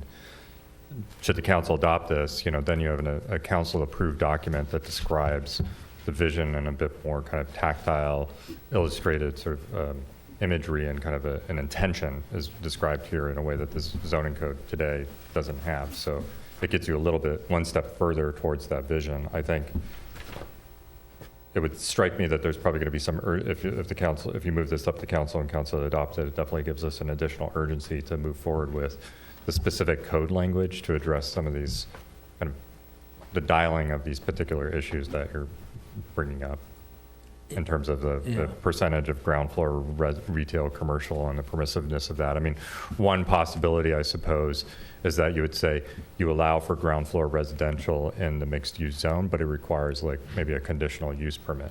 Now, there's certain things relative to like state law that may tie your hands in that, right. But that could be, you could explore some options like that. Says, yeah, you can do it, but you got to get special permission still. So you don't just sort of open up the door and let the horses run away out of the barn. Yeah, well, and we're still limited at the 588, so I realize that. And maybe there's just somehow we figure out some added language that provides for, retail/commercial on main arterial highways, if you will, and it allows for mixed use, if you will. Not saying it has to be residential, because maybe somebody wants to put something there, but that on sites, or maybe we get as specific as looking at the map itself and saying that we want to keep retail here and mixed use on the rest. Again, if I may say, I understand your concern, but again, we want to be flexible, right? Like, what if a developer came in and said, we're going to put an Amazon Fresh right here, right? Which is a big store, brings in probably more sales tax than maybe 10 smaller businesses. But the trade-off here is Amazon Fresh takes up half of the product. The other half would probably, can I put the first floor housing? You see? So we are still accomplishing our goal of having a commercial, but then we're also satisfying the developer's need of putting housing on the first floor. So that's why we want to kind of leave it flexible. Again, I understand, all the concerns that the members of the commission shared, but again, we want to be flexible as much as possible. That makes perfect sense, what you're saying, and that wouldn't, in that scenario that you just gave, I wouldn't necessarily have an issue with that at all, having, resident on the first floor. But that being said, it seems like every time projects come to us, and not that we've really tried to develop this area, but it's like, how do we get that Amazon Fresh, whatever, Brand X, whatever you're going to put there, how do we get that commercial, or how do we assure that we get that? Because many times they come in and they say, we want to do this, and we never get that other half. We never get that part of it. So I can appreciate wanting the flexibility, and I think to a certain degree you guys need that in order to have this vision really kind of flourish and happen. But by the same token, my only concern is that we keep getting developers with housing because of this mixed use. They're allowed to do it, and somehow we just don't get the retail that we really need as a city. That's my only concern. And if that's something that you say, hey, that we can change somehow in the code, or just to make sure that there's some checks and balances there. Copy That's I guess that's my only concern there. Okay. I understand. So I guess my direction here is, I guess we got to kind of go back and talk internally about maybe seeing if we could come up with some sort of language or some sort of process to kind of again find that balance, like you're stating. Yeah, I mean, I'm just one person here on the, but I agree. Yeah. It's I feel like it's a protection for the city against big business coming in and looking at our code and going, that's not what your code says, and we can do this, and then here we are holding the bag with not what we want. That's so. So if I may make a suggestion, I think, again, the strategic plan is a policy document that describes your intention. Right. So I think there's a couple of locations relative to, there's one on the page 37 of the document where it talks about build a mixed-use core. And then again on page 47 where we talk about this issue of ground floor residential. I think we can add some language on both of those pages that says, something to the effect of like, nonetheless, the city's desired preference is ground floor commercial, retail, and that. Where it fits. I mean, again, I'm not saying it has to be all ground floor, Yeah, we're really going to talk about these two major boulevards. Right, and I will say, by the way, because certainly not to take anything away from what you guys have done, this is amazing. There's a lot of time and effort and work, and there's a lot of really great things in here as well, and a lot of things that I really like of how it was presented, and I think it does capture kind of the vision of what we've all been talking about for a long time. So, kudos to you guys for that as well. Yeah, but I do think, for you to feel comfortable moving on to the council, you would have to include in the recommendation, the staff report would have to reflect your recommendation. And if this is obviously a point of conversation, I think we could add a little bit of language in here to say, on these boulevards, you still prefer as a city the retail commercial, that if there's going to be live work or ground floor commercial, you still like a mix of residential and commercial, that commercial should be directed to the street corners where it's like most likely to go, most likely to be most successful. Right. We could add a little bit of kind of language in here so that intention is not lost. So you don't have a developer comes in and says, on page 47, it says we should be able to do ground floor residential, and then they push back and you feel like your hands are tied. And it would be good to have it in the intention, but again, I think it goes back to what you said. If it's in the intention and it's not in our code, we're still kind of left with a scenario where we're not really going to be able to necessarily implement or enforce that. Is that kind of accurate? What I would say to that, I don't want my statements to be misconstrued. That's why I'm asking. We have no control over this situation. I think what I was trying to emphasize is that this is a policy document. It states the intention of the city in terms of planning and build out of this area. Right. That will be made concrete and implemented through the zone change. Okay. That's not to suggest that there is no purpose in adopting this absent the zone change. I understand the process we're working through here, where we want to get the plan in place and then follow up to sort of codify those intentions with the subsequent zoning code amendment. Can we assume that really this would obviously take a while, in reading the timelines, but we could assume safely that the code could be changed before any projects were brought in or developed, I guess, right? Would it be able to safely assume that? I suppose a project could come across the planning counter for review tomorrow. Right. And then in which case they would be bound by the existing mixed-use code provisions that are in the code today. Okay. But it's my understanding that once we have consensus on the strategic plan, that we will move forward as quickly as possible With code. to bring the code Okay. amendments forward. Okay, thank you, everybody. I tend to agree that we've got to be very careful, just like what Commissioner Culte said. We got hit with 50 units going in down the street, and parking was a problem that we were kind of hit hard, and there was nothing we could do. So we're going to be very careful for our code to make sure that this meets our code as well. I think you guys have done an amazing job. There's been a lot of work and effort put into this, not just from you, but from the staff and the commissioners up here as well. And I think it looks great. So I am going to ask them what their like is. Do they want it to come back with any additions, or do you want to vote to move it forward? And are we just voting to move forward the strategic plan? Yeah, the recommended action would be to approve the strategic plan or to recommend approval of the strategic plan by To the move it to city city council. council. One additional alternative, as you've stated, you could bring it back seeking additional clarifications. You could make the recommendation up to council now as drafted and presented to you this evening. Or, as Mr. Loomis has indicated, you could, as a matter of your motion and recommendation, suggest that additional clarifications or language be added to specify the preference for commercial on ground floor uses, or something to those ends. So we could That way, when it goes up to council, we would indicate that the planning commission reviewed this, was generally supportive of the plan, but suggested that these changes be made, considered, and ultimately approved by council.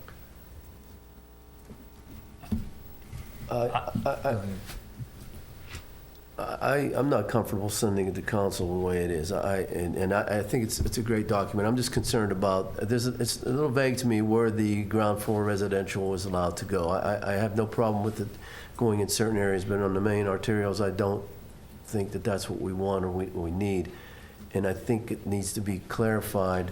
I don't have a problem with going 60 units, since we're still staying under 588, and agree with Commissioner that people want to walk and be able to attend certain venues without getting in a car. So I don't have a problem with that, but I do have a problem with the ground floor residential. It seems like it could go anywhere. I'd like to be flexible, as Mr. Noda said, but I'd like to be less flexible on certain areas than others. So I'd like to be able to dictate, not me, but I'd like the city to be able to dictate what goes in on streets like Pine and Loselle. A little bit less concerned about some of the other streets. And if the developers want to do ground floor residential on those, probably not a problem. But I think it needs to be, the language needs to be more specific. And I like to do it here. That's my preference. If the commission wants to send it up, then that's fine. But I think we can do it here and then send it up with a tighter document.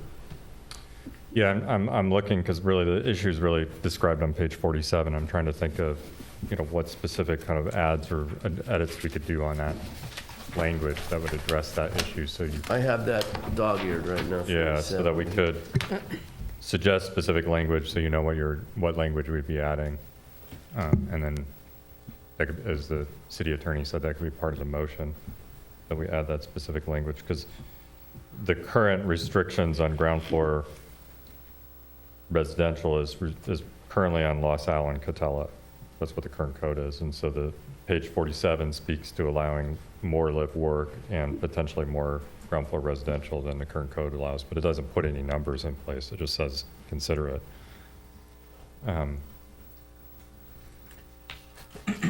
I think we're all in agreement up here anyway that we do want staff to be able to have the flexibility, but by the same time, have something that's locked in that allows you to use your flexibility in a way that benefits us and not the developer. I think, Yeah. and so I'm with you. You definitely need that, and I'm trying to figure out the best way to put that into language so that we can get a developer, see that they would be interested in doing it, and still, protect us. And maybe because I didn't I don't have this memorized yet, but I'm close. But no, from a percentage of mixed use, does it actually specify in our code or in the intention of residential versus commercial/retail? In the current code? Mm-hmm. Yeah, it's really about the commercial in the current code. It says that the bottom floor, let me see here. Yeah, I mean, the bottom floor has to be a certain percentage retail and not office, only up to 15% office and stuff like that. Anything facing Catella or Los Alamitos Boulevard has to be retail, or that 15%. Yeah, let me show you here. I mean, that's kind of what we've been talking about. Yeah. So I mean, that Yeah. obviously would then protect us from having. This is different. This is different though. The intentions. Right. So, Okay. yeah, I think almost we should go back. I mean, I don't know if I can make a suggestion, can I?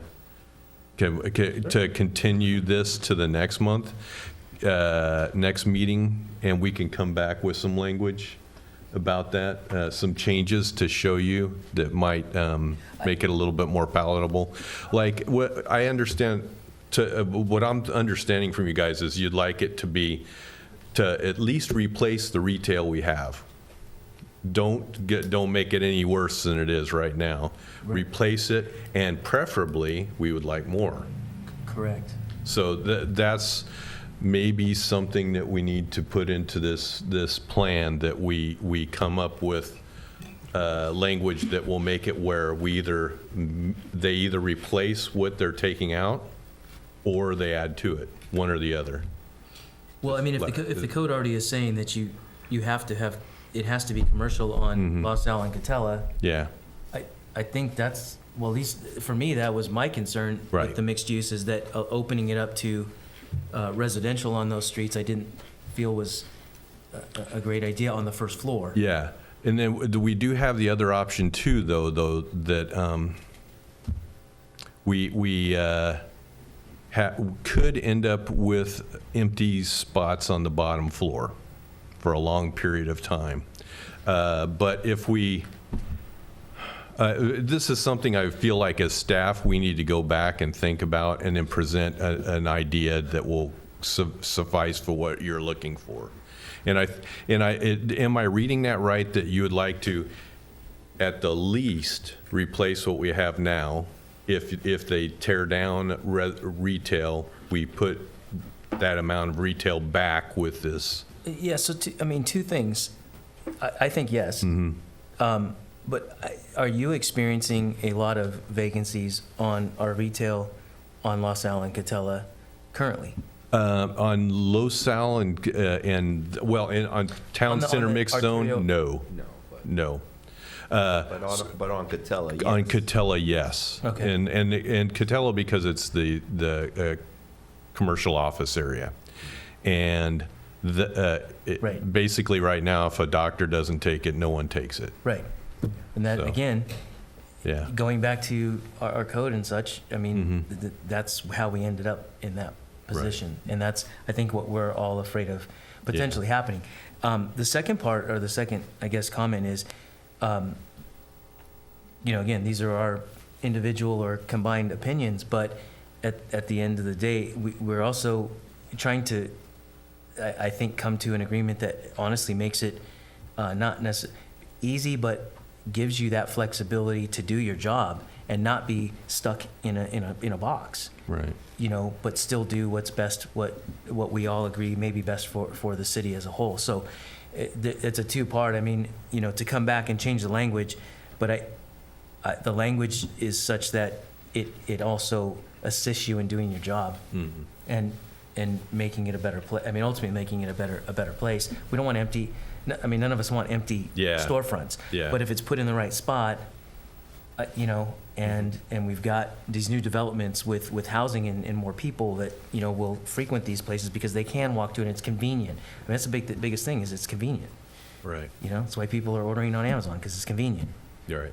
So that's, I think, the overall what we need to do. So it's a good suggestion. I mean, you know, it's there's a lot of work in here, and I think it's worth tightening up a little bit, just to make sure.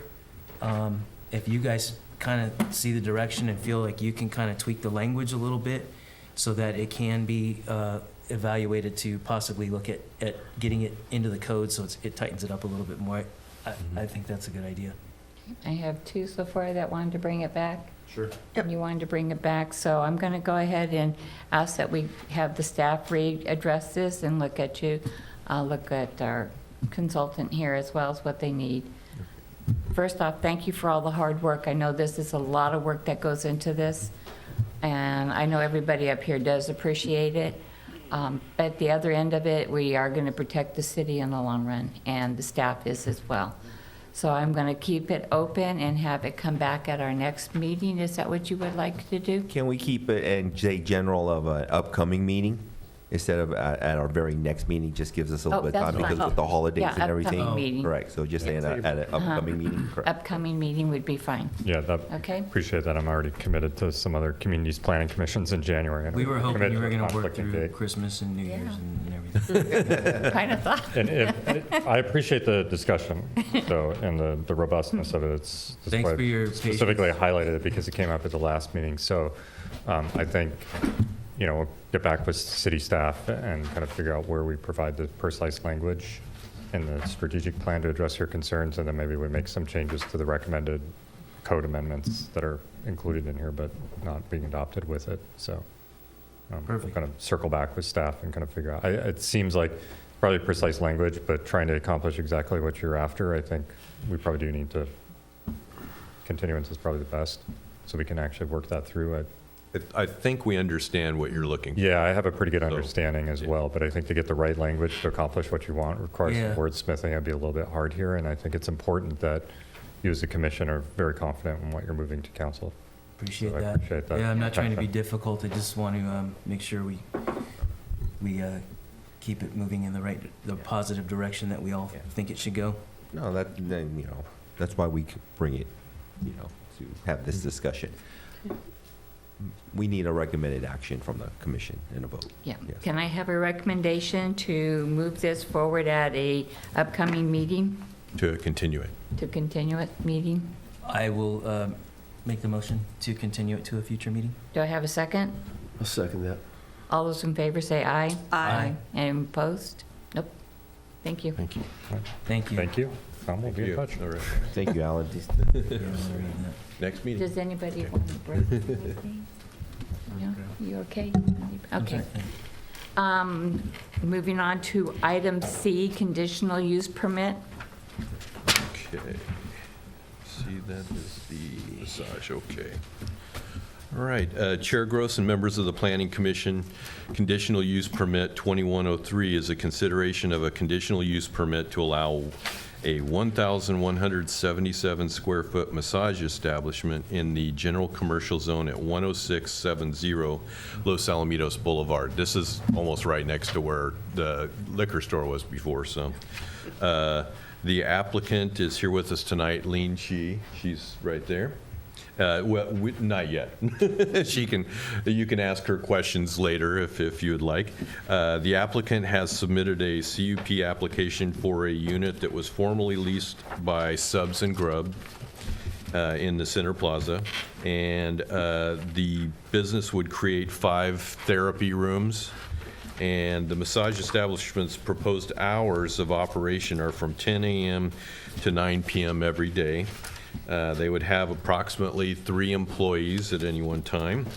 The applicant, of course, will be subject to Chapter 5.32 of the Municipal Code, which requires massage establishments to only utilize CAMTC certified masseuses,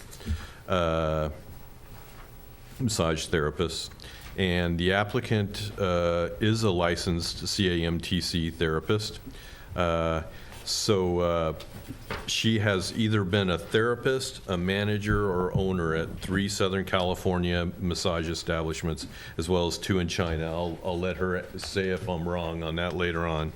The application being considered tonight is for the massage establishment use and whether it's appropriate at this site.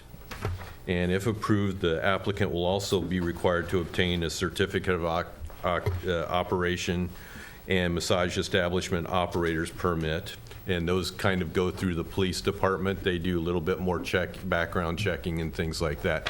But they don't do fingerprinting and things like that. That's done by CAMTC. And no additional parking demand would be created by the addition of a massage establishment on the existing shared parking lot. And part of the reason for that is that massage therapy only requires 1 space per 300 square feet, as opposed to the retail that it was mostly built at, which was 1 space per 250 square feet. So it actually requires less parking, according to engineers that have figured this stuff out. So, massage establishments are shown in the code as personal services restricted and require, where was I on that? That's what the title is, of course. That's why it's different in the resolution from just saying massage establishment is personal services restricted. And in order to approve a CUP, the Planning Commission must make findings of support from the municipal code for the project. And these findings are in the draft resolution that you have before you. And as part of the code enforcement assessment of the location, the actual center, they found some issues that need to be addressed by the property owner before that property owner can say it's okay for, before we can allow the property owner to rent that space for this use. These are shown in the draft resolution. Staff recommends approval of CUP 2103 with the further understanding that they will apply for building permits for anything that's built in there for the walls. And any part of the tenant improvements, the plumbing, the electrical, and the signage all require building permits for that. So that concludes my report. Thank you. Do I have any questions of the staff from the commissioners? Would the applicant like to come forward, introduce yourself, and talk about your project? Ladies and gentlemen, my name is Lin Shi. I was born in Beijing 1984. I grew up in Beijing and Tokyo, so I can speak Japanese and Mandarin. I came to America 5 years. I have green card, but my English limited. I do massage work since 2010, but in my country and in Tokyo. When I came here, I studied in American Institute of Massage Therapy, Inc. This is my massage school. I graduated there 2019. After I get the CAMTC, the license, I work Fullerton and Seal Beach. This is my work experience, and right now I have a store. V-Spa. I already have 1 store. This will be my second business store. Thank you. Thank you. Do I have any questions for the commissioners of the applicant? Thank you. Thank you, everyone. Thank you so much. Do I have anybody who would like to come forward and speak on this particular project? No? Seeing as how there's none, I'll bring it back. Anybody have any questions? Do I have a motion? I'll make a motion to approve CUP 21-04. Do I have a second? I'll second. Go ahead. Is the motion second contingent on them making the necessary changes that city wants them to make? Yeah, those changes are included as conditions of approval. Yeah, they're in there. Okay. All those in favor, say aye. Aye. Any opposed? No opposed? Motion passes. Thank you. Congratulations. Could I interrupt for a moment? Okay. I see people in the audience that are here to discuss what was moved from the end of the meeting to the beginning of the meeting, and I was wondering if you would be willing to open up to allow them to speak as part of the public hearing. Can they do that, Michael? You were wanting to speak on that, right? Yeah. And can you clarify again, Tom, which item was that? The youth center. The youth center? Yeah. Okay. You can certainly open the hearing again. Just for purposes of the record, I would just state that that item has been continued to the next regular meeting of the Planning Commission, and then it was presented this evening without a full staff report or presentation. Right. Okay, so I will go ahead and, as our attorney said, I'm going to open it up for comments only, that this has been presented earlier tonight and has been moved forward to another date to discuss, but you may come up and speak on the proposal or the youth center project. Please limit, though, the time to 3 minutes. Hi, my name is Carlita Johnson. I own Melt Massage and Spa. I'm a little bit more prepared than last time, so I shouldn't be as nervous. Would this be an appropriate time to discuss this? The youth center? Yeah. Yes. Yeah. Okay. Especially, your dad is here only for a little short time, right? Yeah. Yeah, okay. I have some really legitimate concerns. I don't know if you all got a copy of my email to Tom. Did anybody? No. I don't think so. I think you just sent it to me, Yeah. right? Yeah, just to me. Okay. Yeah, yeah. My concerns are, I spoke with the seller of the property. I think it's 10671. It's right behind my spa. And he told me that he is selling it, and he didn't make himself clear as if he was selling it to the city or to an individual. So he also said to me that whomever he spoke with, whether it was a representative of the city or the applicant, who may be someone different, said that they were intentionally going to have me red flagged with the city.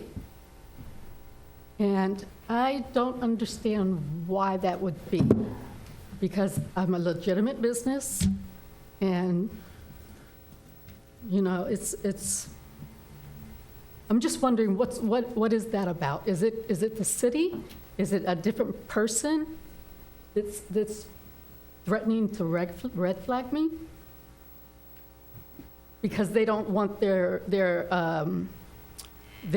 recreation center for youth that close to my spa. I'm sorry, I can't answer that question for you. Okay. I don't know anything about it. Okay. Well, I am concerned about that. I mean, you all know me. I'm a legitimate spa. This is probably my third time in here. Mrs. Johnson, Yes, we can always meet offline to discuss your concerns as a staff. okay, So you could always set up a meeting with either Tom or myself, and we could discuss your concerns. okay, that would be great. And I have had the discussion with her about that, so, Yeah. yeah. It's just that I've worked so hard for this, you know? And I just don't want to lose what I have built. So that was my concern. Okay, thank you. Thank you. Okay, I will have you guys address her with these at another time. And we'll keep it open at this time, but I am going to bring it back to us. Okay, thank you. And now on to, sorry, I lost my place for a minute, D. The condominium conversion. Okay. that one? On Reagan. Okay. I kind of lost sight of which ones we're on.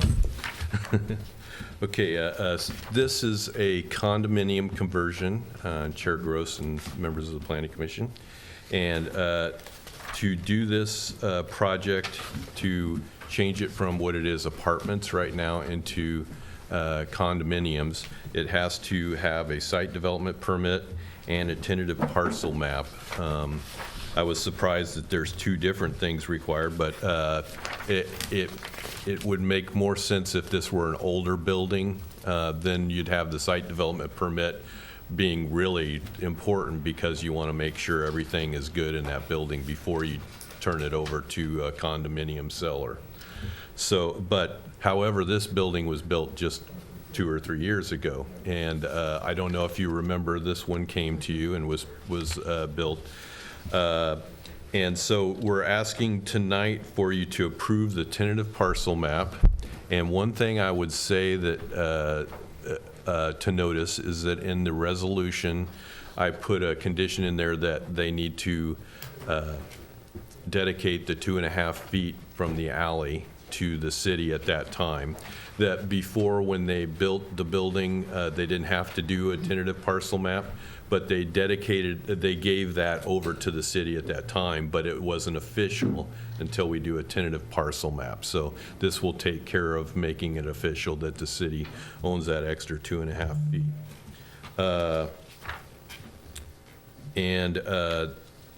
Let's see, what was I going to say with that?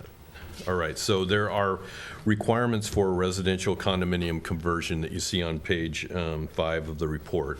I went through and did a checklist with each one of those and discussed whether they would be able to meet all of those conditions or not. You see it did because it's only 2 years old. Nothing's really changed much in the code since that time, other than parking. You will notice that's changed, but that's not a question for this.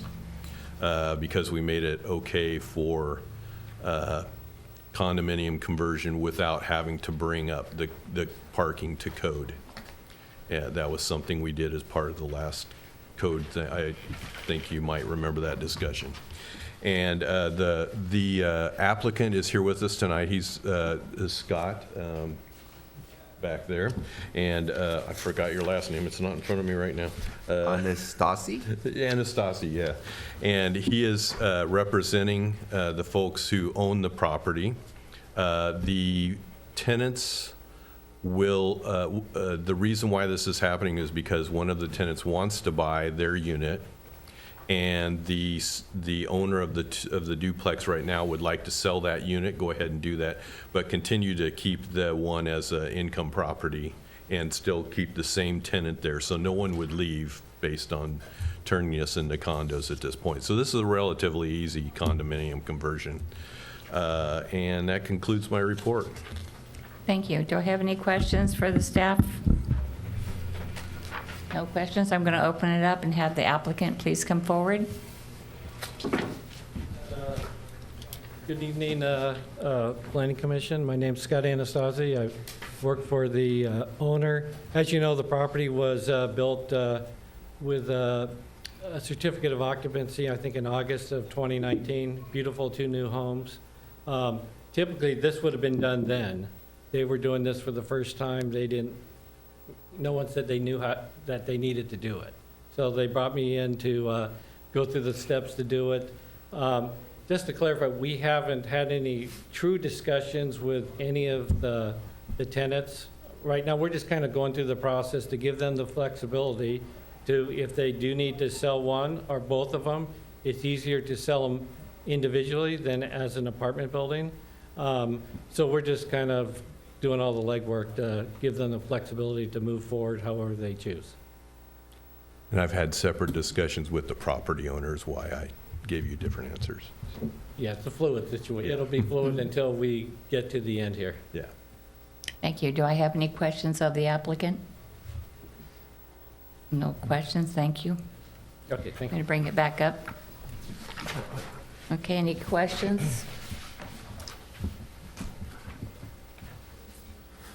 Yeah, I do, for council or for staff.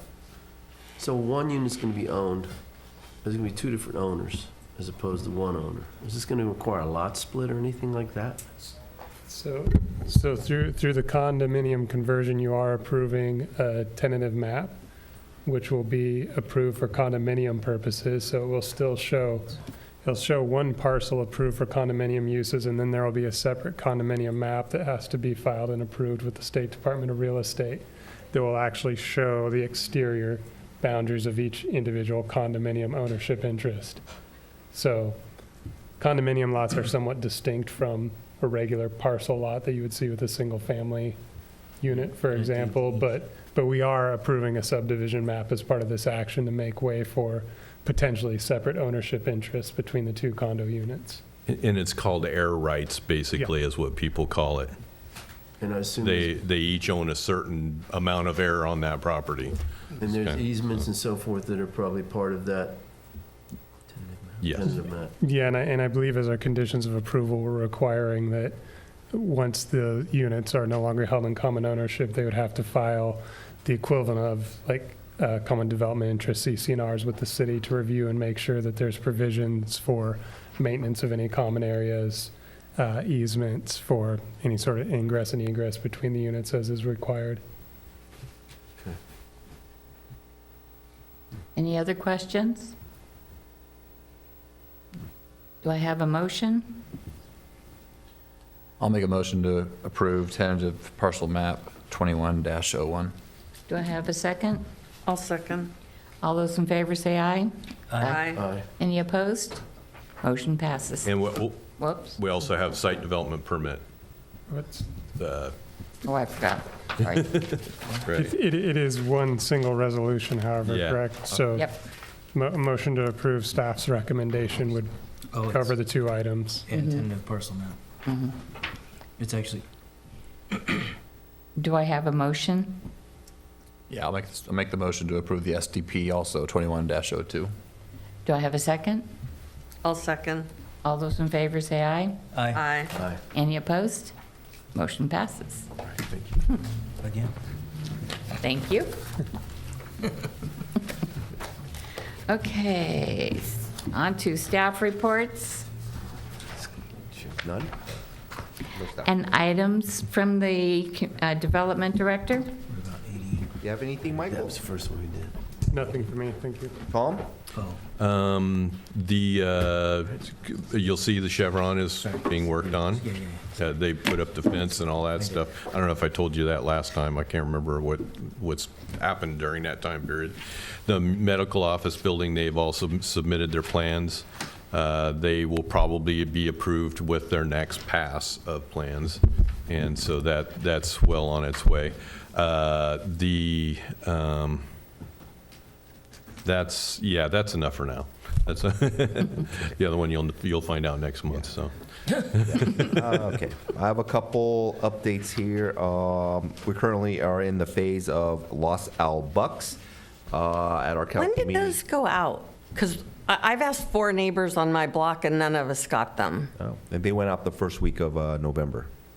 So, I remember reading about it and I kept saying stuff about it, but yeah, so you can go visit City Hall during our open hours, 7:30 to 5:30, Monday through Thursday, and you can pick up the Los Al Bucks if you haven't received them. But I don't we know have any of my neighbors extended. who have. Okay, we have extended it to the end of January 31st of Oh, wow. 2022. Good to So know. that's an announcement. Also at that meeting on Monday, this past Monday, was approval of the waste hauler agreement, so the transition will begin. So it's going to start in a couple weeks, and it's going to go all the way through the end of January. So I just want to let you know that there should be no interruption of service whatsoever. So you do everything normal. You take your trash out on the day, and one day you might magically see that you have a brand new Universal Waste Systems trash can. So it should be no interruption of service at all. Okay? Commission interviews was scheduled for next Monday, but I believe you should have received an email from our city clerk that has been delayed to January 18th, 2022 at the January meeting. This last 18 months that I've been here in Development Services has been a very, very busy season, so I just want to take time to thank the team that we have here in the city, Maria, Tom, the rest of the Development Services staff. since he's sitting next to me, I will thank our city attorney as well. But no, I want to thank everyone. Again, it's been a very busy 12 to 18 months. And then the last thing I want to do is say happy holidays and happy New Year's to you and your family. Thank you. Thank you. Same to you. Do I have any reports from the commissioners? No? Just want to thank the city for the wonderful winter wonderland that we had. We had more people than I think we've ever had.